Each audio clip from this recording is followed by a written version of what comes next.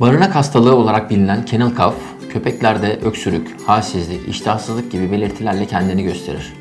Treke ve bronşların yangısı olarak ortaya çıkan bu hastalık en çok barınak gibi kalabalık ortamlarda yaşayan köpeklerde görülür. Birçok mikroorganizma bu hastalığın nedenleri arasında sayılırken viral, bakteriyel birçok neden hastalığın ortaya çıkmasına sebep olabilir. Ve buna bağlı olarak belirtiler değişkenlik gösterir. Ancak en bilinen semptom öksürüktür.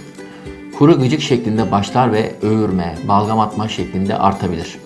Halsizlik, iştahsızlık, burunda akıntı gibi belirtiler de görülebilir.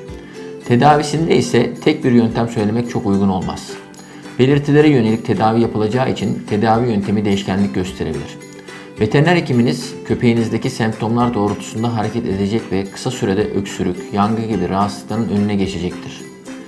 Kennel cough tedavisinde beslenme, su tüketimi ve dinlenme oldukça önemlidir. Bunun yanı sıra bakteriyel bir enfeksiyonda başlanacak antibiyotik tedavisine de dikkat etmek gerekir.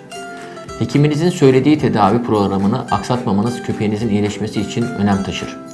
Bu ve bunun gibi hastalıklarla mücadele etmek için köpeklerinizin aşılarını düzenli olarak yaptırmak büyük önem taşımaktadır.